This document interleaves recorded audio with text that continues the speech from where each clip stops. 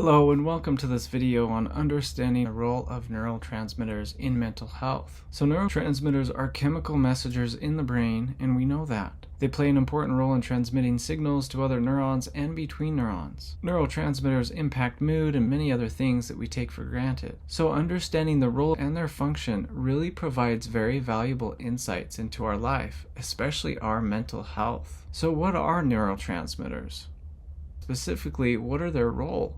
We know they are chemicals released by neurons at synapses to transmit signals to other neurons or target cells. They are essential for communication within the nervous system and regulate various physiological and psychological processes. But there are different types and different effects on our behavior and mental health. Acetylcholine is not only involved in the activation of muscles, but also in learning and memory. It is a primary neurotransmitter at what we would call neuromuscular junctions, where it stimulates and causes muscle contractions. As a real-life example, let's say you decide to move your hand, as we all probably do daily. When you do this, acetylcholine is released at the neuromuscular junction, and this causes the muscles in your hand to contract to complete that movement. Now dopamine plays a very important role in motivation, reward, and reinforcement. But acetylcholine is a neurotransmitter that plays a really important role in the brain as well. It is crucial for learning and memory. It helps us with attention and arousal. It regulates our sleep-wake cycle. And as an example, acetylcholine helps you to focus when you're trying to learn something new. It actually targets the neurons that are activated when you're trying to learn something new and makes them more responsive to the learning process. It is a very important neurotransmitter. Now, dopamine plays a very important role in motivation, reward, and reinforcement, but it also plays a role in motor control as well. It is deeply associated with the brain's reward system, and we know that addiction or reinforcement is largely impacted. It is also crucial for driving us toward pleasurable experiences and reinforcing a behavior. As an example, when you eat a favorite food, dopamine is released in your brain, and it contributes to that pleasurable experience being repeated and reinforced. However, many do not realize that dopamine is a neuromodulator, meaning that it influences the activity of other neurons and neural circuits. Basically, dopamine is a neuromodulator that does not simply just transmit signals from one neuron to another, like typical neurotransmitters do, like glutamate or GABA, but dopamine actually modulates the strength and efficiency of the synaptic transmission in different neural pathways in the brain, making them more effective. Now, dopamine modulates synaptic plasticity, and it impacts the ability that synapses have to strengthen or weaken over time, which is crucial, as you can see, for learning and memory. Just as an example, dopamine can influence long-term potentiation and also long-term depression. These are processes that enhance or diminish synaptic strength. Now, dopamine also affects classical neurotransmitters that operate through more of a point-to-point transmission across synapses as well. So this means that basically when the dopamine is released into extracellular space, which are basically areas outside of the cells in your body or brain,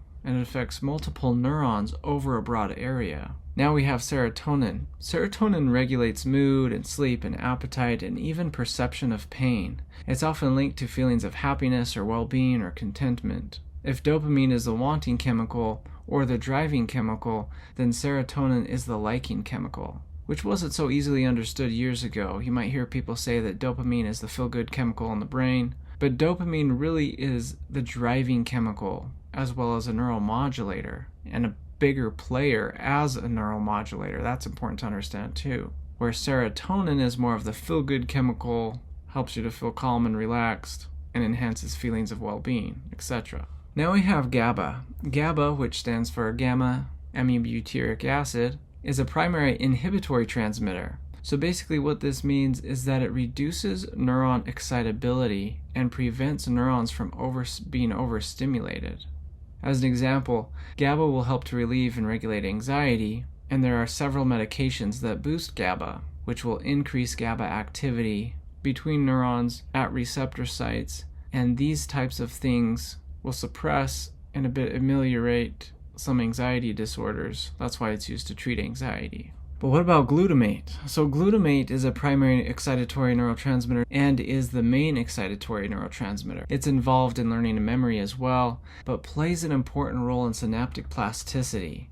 Synaptic plasticity is a process, again, in which synapses start to strengthen or weaken over time. As an example, when you're studying for an exam, glutamate is involved in making connections between neurons that strengthen the related material that you're learning. So it enhances your ability to recall information because your brain is wiring for learning that information so you can recall it later. Pretty interesting, right? And now we have norepinephrine, which is also known as noradrenaline, and it is involved in attention, arousal, as well as the fight or flight response. It increases alertness and really just prepares the body to take action. As an example, when you encounter a bear in the woods, epinephrine will push you to this fight or flight response. But even stressors today, such as stressful situations, when you're approaching a deadline at work, as an example, or trying to complete something under a deadline, the norepinephrine levels rise, and this increases your focus and your readiness to tackle the challenge. So it actually helps you focus and feel a little bit stressed.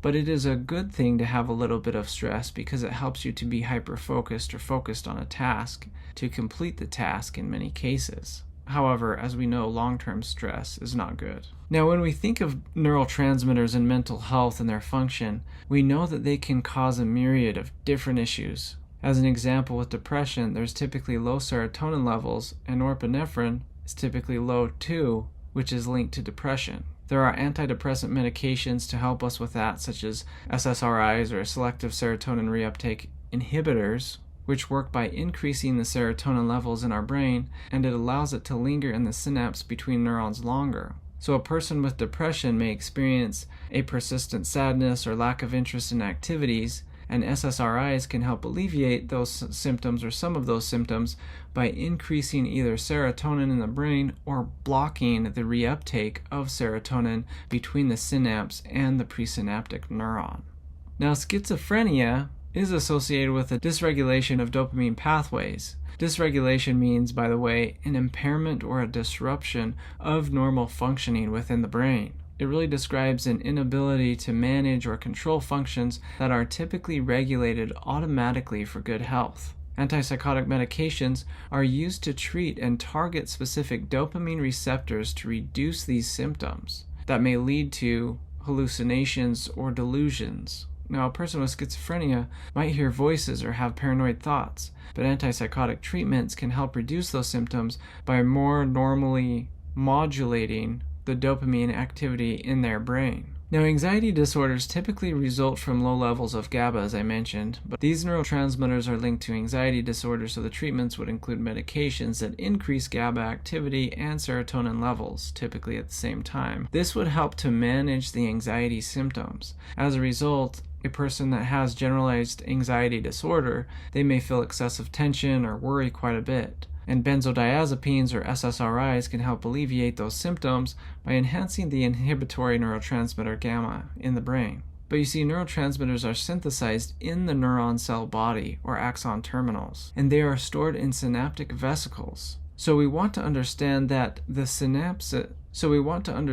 synthesis and release of these vesicles. So what happens is that these neurotransmitters are synthesized from precursors, which are often amino acids that are obtained from our diet. And then what enzymes do within the neuron is convert these precursors into active neurotransmitters. So the neurotransmitters are from specific precursor molecules, which are amino acids and other organic compounds. As an example, with acetylcholine, the precursor is choline and is acetylated by the enzyme choline. That's the synthesis. Or dopamine, the precursor is tyrosine, and then tyrosine is converted to L-DOPA by the enzyme tyrosine hydroxylase. You can see that it really depends also on our diet and what we eat to make us feel better, and that's why diet is such an important part. As tyrosine is found in like chicken and turkey and peanuts and almonds and bananas and all these different foods. If we are lacking tyrosine, the synthesis is not as effective. Also, adrenaline or epinephrine, its precursor is norepinephrine,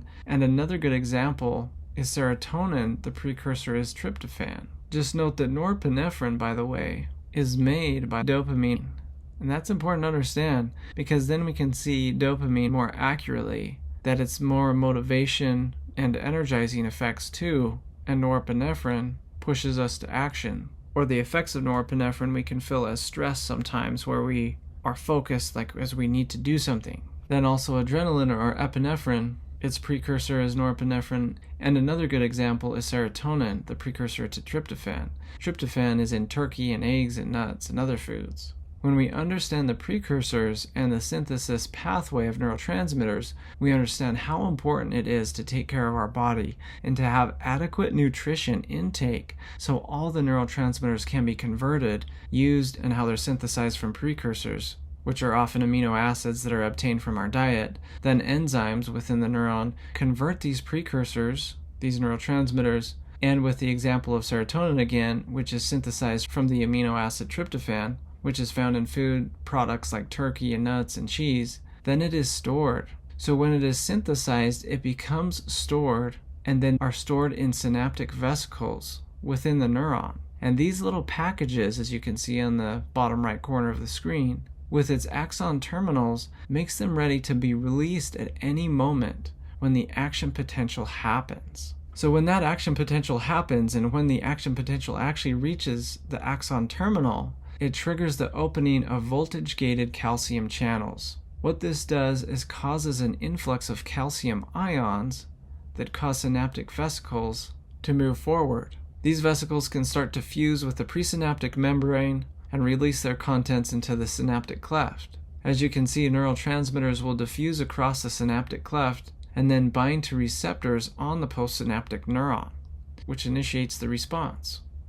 However, the type of response depends on the nature of the receptor, if it's excitatory or inhibitory. Then you have the termination stage, in which the signal is terminated by removing the neurotransmitter from the synaptic cleft, and this can occur through the reuptake of this neurotransmitter into the presynaptic neuron. This results in enzyme degradation, or basically a diffusion away from the synapse, and then it degrades. Now, selective serotonin reuptake inhibitors, or SSRIs, are really a common treatment for depression and anxiety, as we mentioned before. They work by blocking the reuptake of serotonin into the presynaptic neuron, which increases the amount of serotonin available in the synaptic cleft. When it's left in the synaptic cleft for a longer period of time, this enhances serotonin signaling, and it helps improve mood and alleviate depression symptoms because it lingers longer in the synaptic cleft. As you can probably tell, neurotransmitters really operate within a complex system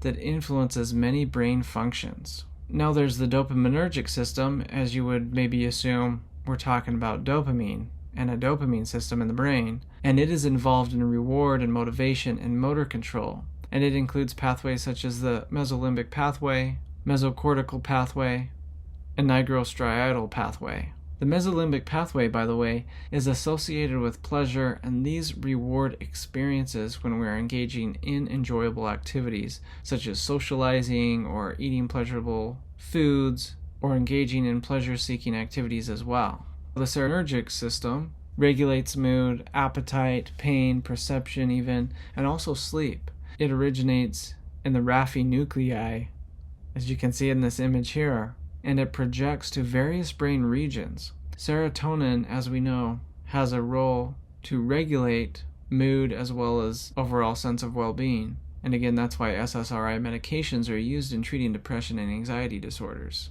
Now the GABAergic system, what do you think that would be? The GABA system, right?